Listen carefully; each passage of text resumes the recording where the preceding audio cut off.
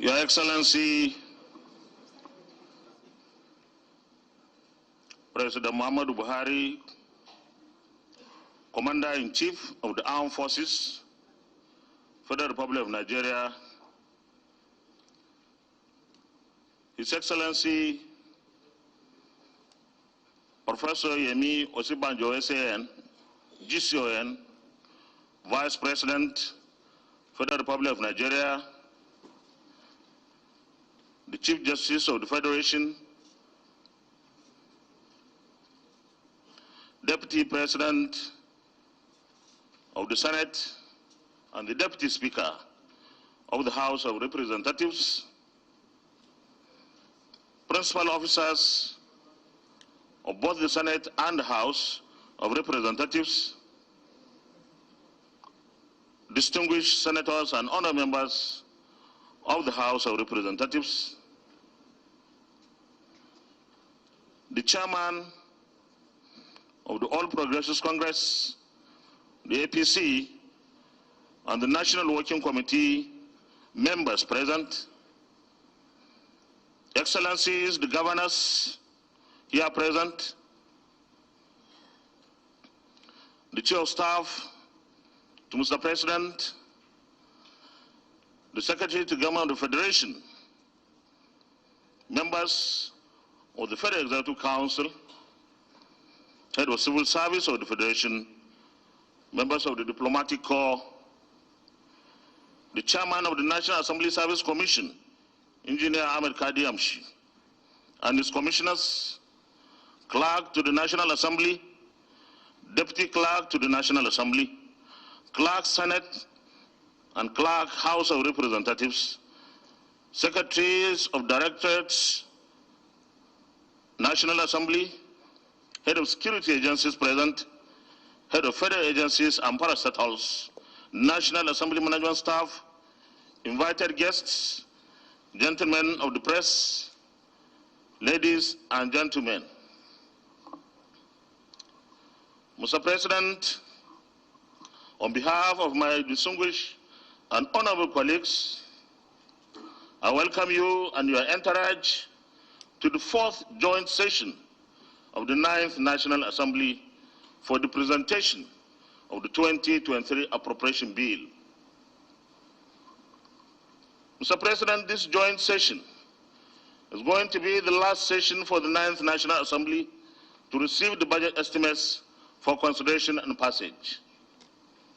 I will seize this opportunity to commend the 9th National Assembly and the executive arm of government for a very productive partnership and collaboration that have helped to ensure the return of the budget cycle from January to December.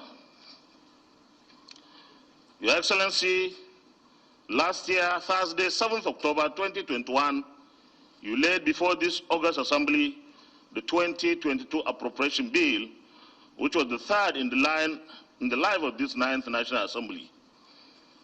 Today, history is repeating itself. 7th October, the same date, 2022, as last year, you will be laying the 2023 Appropriation Bill. I commend you, therefore, for being timely every year in the last 3 years to allow the National Assembly to work on the bill in good time for the new year. Mr. President, the 9th National Assembly has been consistent in passing the appropriation bill before the end of the year so that it can be signed into law before the beginning of the new year. It is a record that 2020, 2021, and 2022 appropriation bills were considered and passed before the end of the last 3 years. Distinguished senators and honor members are similarly committed to ensuring the consideration and passage of the 2023 appropriation bill before the end of this year by the grace of God. The benefits of the early passage and subsequent implementation of the budget have helped in the provision of infrastructure and other services across the country. Mr. President, our economy is still challenged by dearth of revenues. The main source of revenue to the Nigerian government is oil and gas. We always consider the diversification of our economy as crucial, and it is indeed crucial. The idea of deploying our revenues from the oil and gas to support the diversification into real sectors like agriculture, manufacturing, mining, etc. is now under serious threat. The large-scale and massive stealing of our oil is concerning, as this reduces drastically the revenues available to the government. With conflicting figures, projections have put our losses from this melee at between 700,000 to 900,000 barrels of crude oil per day, leading to about 29 to 35% losses in oil revenue in the first quarter of 2022. This represents an estimated total fall from 1.1 trillion naira recorded in the last quarter of 2021 to 790 billion naira in the first quarter of this year. The situation has worsened. Recently, the loss of our oil has reached 1 million barrels per day. Translated into monetary terms, our loss is monumental and deleterious. The figures show we are not able to meet the OPEC daily quota of 1.8 million barrels per day for our country. Mr. President, I consider the oil thieves the worst enemies of our country. The thieves have declared war on our country and our people. I strongly feel that we need to take the necessary measures to stop the thieves immediately. Otherwise, our economy will be completely devastated. Also, our efforts to provide the necessary infrastructure and diversification of the economy would both be thwarted. It is time to take drastic and desperate measures against the thieves.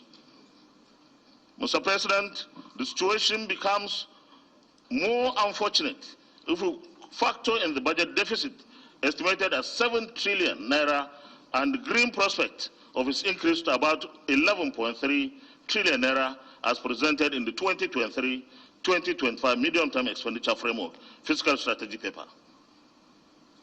Your Excellency, we can reduce the deficit by stopping the theft. We can also consider other options to source more revenues for government. I believe that it is imperative to review the waivers and concessions government has granted to the tune of 6 trillion naira.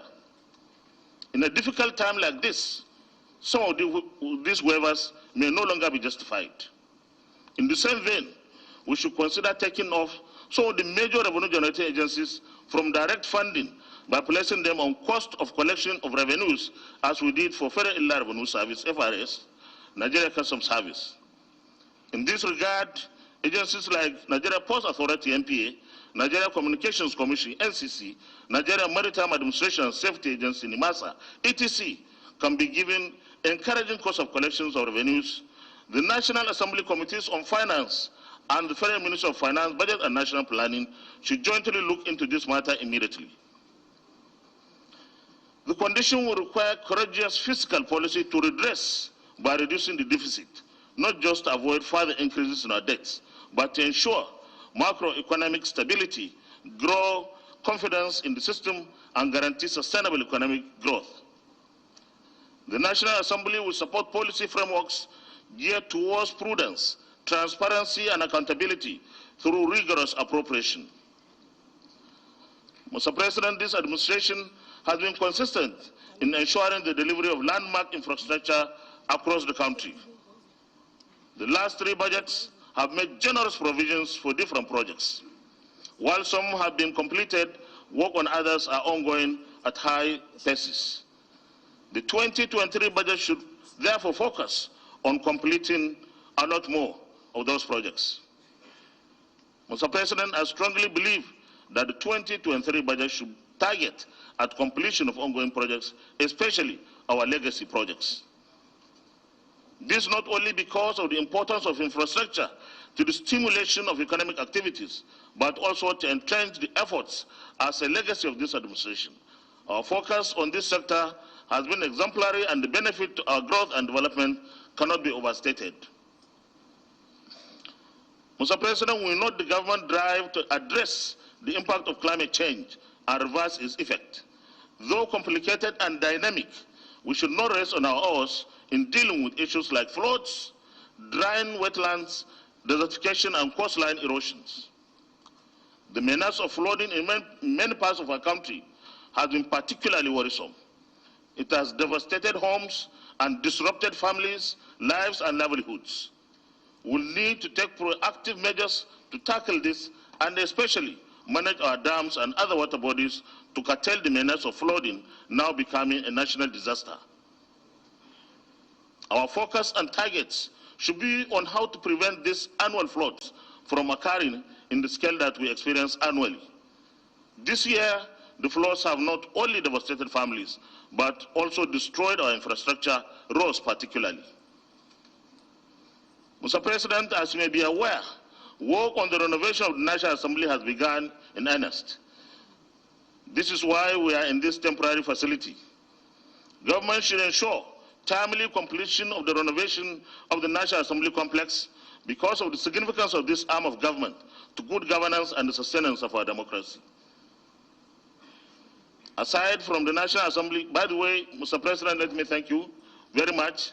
When we approached you with my brother, the Honorable Speaker, about the need to rehabilitate and renovate this National Assembly complex, you did not waste any time. You gave the marching order to then Chief of Staff, Abba Kyari, that sources of funds must be identified to immediately start the renovation. Aside from the National Assembly complex and chamber, there are also the National Assembly Service Commission complex, the National Assembly Library, and the National Institute for Legislative and Democratic Studies complex. These projects are integral to the smooth functioning of legislative work, which is why we will need to pay attention to the completion of those projects. Mr. President, from the assessment of the prevailing situation, our security agencies are recording more successes and the situation is improving. In pushing for concerted efforts toward ridding our nation of criminals, the National Assembly will continue to support the executive arm of government in finding permanent solutions to insecurity in our country. Let me at this point commend our defense and security forces for working harder. There is still some work to be done though. Mr. President, be rest assured that the distinguished senators and honored members of the 9th National Assembly will once more begin work on the 2023 budget immediately. As usual, we shall be guided by an utmost sense of duty, responsibility, equity, fairness, justice, and patriotism in the interest of posterity. On this note, it is now my singular honor and privilege to invite His Excellency, Mr. President, Commander-in-Chief of the Armed Forces of the Federation, President Muhammadu Buhari, GCFR, to present the 2023 budget estimates to the joint session of the National Assembly. Thank you all for your kind attention. God bless the Federal Republic of Nigeria.